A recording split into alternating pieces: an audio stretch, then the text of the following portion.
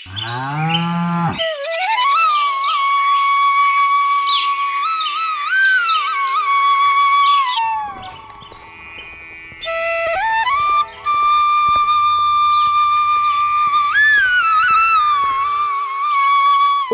की पहाड़ियों के बीच में बसापुर नाम का एक छोटा सा गांव बसा हुआ था। गांव चारों तरफ हरियाली से घिरा हुआ था। उसी गांव में राजू नाम का एक किसान अपनी पत्नी लक्ष्मी और एक बेटे मोनू के साथ एक छोटे से घर में रहते थे। राजू एक ईमानदार और साहसी किसान था। उसकी जिंदगी संघर्षों से भरी हुई थी, लेकिन उसने कभी भी ईमानदारी और मेहनत का दामन नहीं छोड़ा और अपनी राह पर डटा रहा। राजू भाई, आज इतनी सुबह सुबह खेतों पर आ गए। आप तो पहले ही रोजाना दिन ढलने तक काम करते हैं। इस तरह लगातार इतना काम करने से आप बीमार भी पड़ सकते हैं। मोहन भाई, ऐसी भी कोई बात नहीं। और भला अगर मैं दिन रात काम नहीं करूंगा तो घर कैसे चलेगा? घर में बच्चे हैं, पत्नी है। आप तो जानते ही हैं, एक पिता और पति को अपने परिवार के लिए कुछ भी कर गुजरना पड़ता है, इसलिए काम करना पड़ेगा। राजू के पास सिर्फ 2 बीघा जमीन थी, जिसे वह अपने पूर्वजों से विरासत में मिला था। यही उसकी कुल संपत्ति थी। इसी पर वह सालों से खेती कर रहा था और अपने परिवार का पेट पालने की कोशिश कर रहा था। लेकिन अब हालात बदल चुके थे। गांव में बारिश ना के बराबर हो रही थी। पहले जहां किसान बरसात के समय आसमान की ओर देखकर उम्मीद करते थे, अब वही आसमान सूखा और बेरहम लगता था। कई साल से बारिश की एक भी बूंद ठीक से नहीं गिरी थी। कुएं सूख चुके थे, तालाबों में पानी कम हो गया था और खेतों की मिट्टी इतनी कठोर हो गई थी कि हल चलाना भी मुश्किल था। लक्ष्मी, इस साल भी बारिश नहीं हुई। अनाज की किल्लत पूरे गांव में हो रही है। ऐसा कब तक चलेगा? पिछले कई महीनों से बरसात होने के इंतजार में था, लेकिन इस बार भी फिर से उम्मीद की रस्सी टूट गई। अब तो निराशा ने चारों तरफ से घेरना शुरू कर दिया। मुझे तो लगता है हमारे गांव को किसी की नजर लग गई है। हो ना हो किसी ने श्राप दिया होगा हमारे गांव को। मैं नहीं जानता हूं लक्ष्मी की बारिश क्यों नहीं हो रही। मुझे बस इतना पता है, किसी तरह अपने परिवार के साथ गुजर बसर करना है। बाहर तो सूखा पड़ रहा है और ये पेट की आग है कि कम नहीं हो रही है। किसी तरह पेट तो भरना ही होगा। हे ऊपर वाले, हमारी मदद कर, हम पर अपना कहर बरसाना बंद कर। पता नहीं अब आगे क्या होगा। राजू अपने खेत की सूखी दरारों को देखता है और ठंडी आह भरता। वह जानता था कि इस बार भी फसल नहीं होगी। गेहूं और चने के पौधे आधे सूख चुके थे और बचे खुची पौधे भी जमीन में पड़ी दरारों के आगे दम तोड़ रहे थे। खाने के समय लक्ष्मी ने जब रोटी और थोड़ा सा नमक परोसा तो वह अपनी पत्नी की आंखों में चिंता साफ देख सकता था। अजी देखो, इतना सा ही खाना बचा है। अब इस खाने से सिर्फ एक का ही पेट भर सकता है। सारा अनाज खत्म हो गया है। कल क्या खाएंगे हम लोग? लक्ष्मी, मुझे तो इतनी भूख लगी नहीं है, इसलिए ये खाना तुम दोनों खा लो। मोनू को भी तेज भूख लगी होगी और तुम्हें भी, इसलिए आज का ये खाना तुम लोग खाओ, मैं कल का सोचता हूँ। पापा, मुझे बहुत जोरों से भूख लगी है। मेरे पेट में चूहे दौड़ रहे हैं। मुझे जल्दी से खाना चाहिए। हाँ बेटा, ये खाना तुम और तुम्हारी मम्मी खा लो। सुनो भाग्यवान, ये खाना तुम मोनू को खिलाओ। इसे बहुत तेज भूख लगी है। मैं ऐसे तुम लोगों को भूख से तड़पता नहीं देख सकता। मैं कुछ ना कुछ जरूर करूंगा। ठीक है, चिल्लाओ। ये खाना ने मोनू को खिलाती हूँ। आज तो इससे पेट भर जाएगा, लेकिन कल का क्या होगा? ये तो नादान है। इसे नहीं पता कि हमारे घर के हालात बहुत खराब हैं। तो अब आपको कोई ना कोई काम जरूर देखना पड़ेगा, नहीं तो हम भूखे मर जाएंगे। हाँ लक्ष्मी, मैं करता हूँ कुछ। तुम चिंता मत करो, मैं अभी जिंदा हूँ। लेकिन दिल ही दिल में वह जानता था कि हालात और बिगड़ रहे थे। गांव में अब हालात इतने खराब हो चुके थे कि कई लोग शहर की ओर पलायन कर चुके थे। गांव का 70% हिस्सा अब खाली पड़ा था। जो लोग बचे थे वे या तो साहूकार से कर्ज लेकर गुजारा कर रहे थे या फिर 2 वक्त की रोटी के लिए संघर्ष कर रहे थे। राजू ने अब तक कभी कर्ज नहीं लिया था। वह मेहनत में विश्वास करता था, लेकिन अब हालात इतने बिगड़ चुके थे कि उसे भी यह सोचना पड़ा। मुझे भी साहूकार से पैसे लेने चाहिए। अगर हमारे पास खाने को कुछ भी नहीं रहा तो बच्चों का क्या होगा? मैं कभी किसी के आगे हाथ फैलाना नहीं चाहता था, लेकिन शायद अब कोई और चारा नहीं बचा। उसकी आंखों में बेबसी थी, लेकिन वह जानता था कि एक पिता अपने बच्चों को भूखा नहीं देख सकता।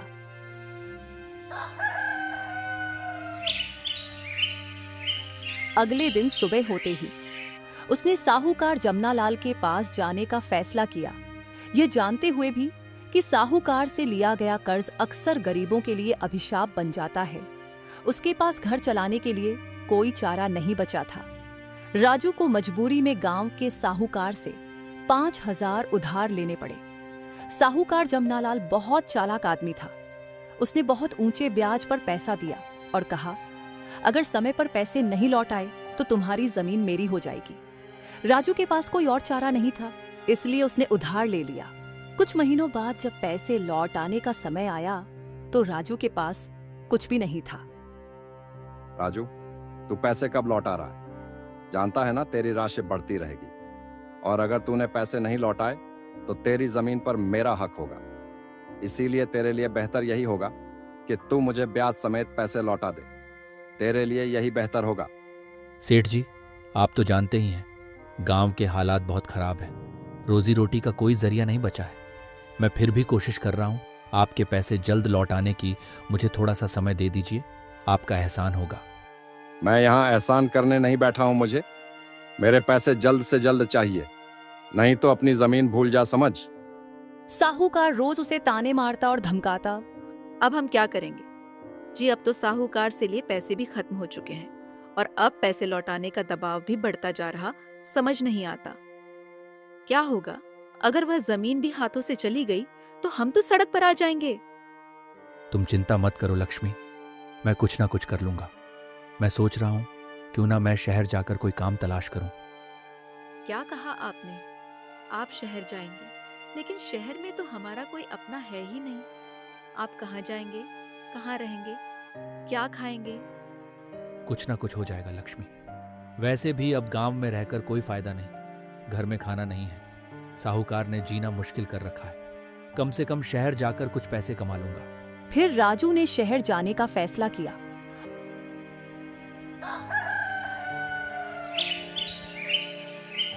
और अगली सुबह होते ही वह शहर की ओर रवाना हो गया और शाम तक वह शहर में पहुंच गया। शहर पहुंचकर उसने कई दिनों तक काम की तलाश की, लेकिन बिना किसी जान पहचान के उसे कहीं काम नहीं मिल रहा था। पेट में भूख की आग थी, लेकिन हाथ में नौकरी नहीं। किसी तरह उसे एक गोदाम पर काम मिल जाता है और वह गोदाम पर काम करने लग जाता है। उसकी दिन रात की मेहनत से उसे सिर्फ 200 रुपए ही मिल पाते थे। वहीं दूसरी तरफ लक्ष्मी भी खेती करनी शुरू कर देती है और खेतों में काम करती है। इन सब के बावजूद भी उनका घर चलाना मुश्किल हो गया था। मालिक, ऐसा मत करिए, मेरे छोटे छोटे बच्चे हैं। अगर आपने काम से निकाल दिया तो मैं मेरे परिवार समेत भूखा मर जाऊंगा। बहुत दूर गांव से इस शहर में कुछ पैसे कमाने आया हूं। आप मुझ पर दया करिए। देख, तुझे काम की जरूरत थी तब मैंने तुझे काम दिया, लेकिन अब मुझे तुम्हारी कोई जरूरत नहीं है। बिना काम के मैं तुम्हें नहीं रख सकता हूं। इससे भला तू अब यहां से निकल जा और जितने तुम्हारे रुपए बनते हैं वो ले जा, और अब यहां से निकल जा। मेरा समय बर्बाद मत कर, मेरे पास बहुत से जरूरी काम है। मालिक, ऐसा मत कहिए, मैं क्या करूंगा? अब इस हालत में मुझे कोई और काम भी नहीं देगा। आप इतने बड़े आदमी हैं, आपका दिल बड़ा करके मुझे काम से मत निकालिए। मैं आपके सारे काम कर लूंगा, लेकिन आप मुझे काम से मत निकालो। इस गरीब पर रहम करो मालिक। मैं गांव से चलाकर यहां मेहनत मजदूरी करने आया हूं और आप मुझे ठुकरा रहे हैं। कुछ तो रहम करो मालिक। अरे, यहां सभी मेहनत मजदूरी करने ही आते हैं, तो तूने भला कौन सा नया काम कर दिया? और दुनिया में बहुत गरीब हैं, मैंने सबका ठेका ले रखा है क्या जो उन सभी को रोजगार दे दूं? चल निकल, यहां से तेरे जैसे बहुत आते हैं। गरीब कहीं का, तुझ जैसे गरीब लोगों से मैं बात भी नहीं करता हूं। अब सेठ को राजू की कोई जरूरी नहीं थी, इसलिए सेठ ने राजू को काम से निकाल दिया और उसकी बेइज्जती भी की। इधर गांव में साहूकार ने उसकी जमीन हड़पने की पूरी तैयारी कर ली थी। लक्ष्मी, अभी तक भी तुम लोगों ने पैसे नहीं लौटाए हैं। अगर 2 दिन में तूने पैसे नहीं चुकाए तो तुम लोगों की जमीन मेरी हो जाएगी।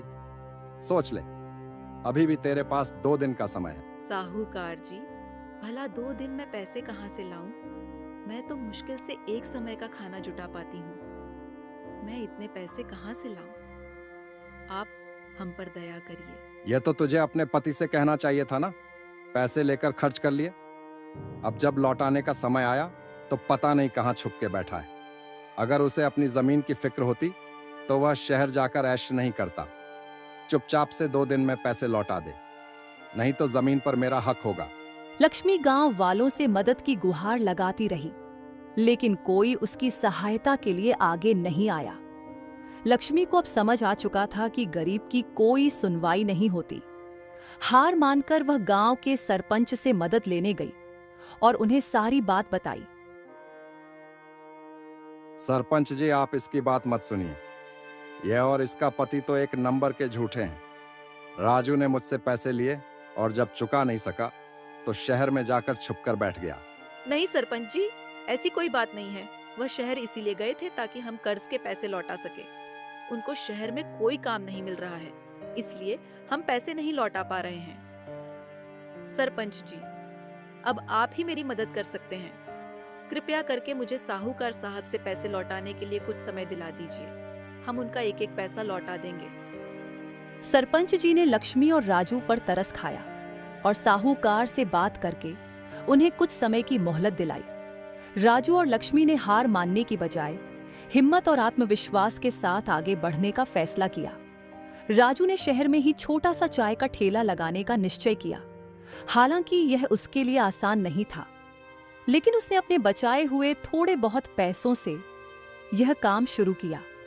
एक दिन जब वह चाय बना रहा था, तभी एक ग्राहक ने उसकी चाय चखा और आश्चर्य से कहा, अरे वाह, तुम्हारी चाय तो कमाल की है। इसमें कुछ अलग ही स्वाद है। बहुत खूब, तुमने बहुत अच्छी चाय बनाई है। धन्यवाद बाबूजी, मैं पूरे मन से चाय बनाता हूँ। मुझे जानकर अच्छा लगा कि चाय आपको पसंद आई। अब मैं और मेहनत करूंगा ताकि अपने ग्राहकों को स्वादिष्ट चाय पिला सकूं। धीरे धीरे उसकी चाय मशहूर होने लगी। उसके ठेले पर लोगों की भीड़ लगने लगी। कुछ ही महीनों में उसकी अच्छी कमाई होने लगी और उसने थोड़ा थोड़ा पैसा बचाकर गांव भेजना शुरू कर दिया। राजू ने ठेले की कमाई के पैसों में से कुछ हिस्सा बचाना शुरू किया। उसने अपनी पत्नी से कहा कि वह गांव में एक छोटी दुकान खोल ले, जिससे उनकी आय बढ़ सके। धीरे धीरे लक्ष्मी ने गांव में चाय और नाश्ते की एक छोटी सी दुकान खोल ली। गांव के लोग वहां आकर चाय पीने लगे और उसकी दुकान चल पड़ी। राजू ने शहर में अपनी मेहनत जारी रखी और कुछ सालों बाद इतना पैसा जोड़ लिया कि गांव वापस जाकर अपनी दुकान को और बड़ा कर सके। अब उसकी दुकान में अनाज, सब्जियां और घरेलू सामान भी मिलने लगा। अरे राजू, तुम्हें इतना पैसा कहाँ से मिला? मेहनत और ईमानदारी से कमाया है। साहूकार जी, गरीब को कमजोर मत समझिए। गरीब सिर्फ पैसों से मजबूर होता है। उसके अंदर अपने परिवार के लिए बहुत कुछ कर गुजरने की इच्छा होती है, और जब बात परिवार और बच्चों पर आ जाए तो वह इससे भी अधिक पैसे कमा सकता है। चलो अच्छा है भाई, करो अपना काम। लेकिन मेरे पैसे कम लौटा रहे हो। अब तो तुम्हारे पास मेरे से भी ज्यादा धन जमा हो गया है। अरे साहूकार जी, आप चिंता क्यों कर रहे हैं? आपके पैसे कहीं नहीं जाने वाले, आप बेफिक्र हो जाओ। और हाँ, आप आज शाम को ही मेरे घर आ जाना। मैं आपको आपके पैसे दे दूंगा और आप मुझे मेरी जमीन के कागजात दे दीजिए। क्यों नहीं राजू भाई, मैं आज शाम को आता हूं तुम्हें तुम्हारी जमीन के कागजात देने। साहूकार राजू से अच्छे से बात करता है, क्योंकि उसे पता है कि अब राजू कोई आम इंसान नहीं है। अब उसके पास बहुत सारा धन जमा है, इसलिए वह प्यार से बात करता है और अपने पैसे की गुहार लगाने लगता है। फिर शाम होते ही साहूकार राजू के घर पर आता है और राजू का घर देख चौंक जाता है, क्योंकि अब उनके पास पुराना वाला टूटा फूटा घर नहीं था, बल्कि एक नया आलीशान घर था। ऐसा घर तो साहूकार का भी नहीं था। फिर राजू ने पैसे दे दिया और अपनी जमीन छुड़वा ली। फिर इसी तरह राजू और लक्ष्मी दोनों मिलकर तरक्की करते रहे और बहुत बड़े आदमी बन गए। अब उनके पास पैसे की कोई कमी नहीं थी। एक वक्त था जब उनके पास एक वक्त का खाना नहीं था, लेकिन समय ने ऐसी करवट बदली कि सब कुछ बदल गया। अब उन लोगों के पास किसी चीज की कमी नहीं थी और इसी प्रकार दोनों मेहनत करते रहे और खुशी से अपना जीवन व्याप करते रहे।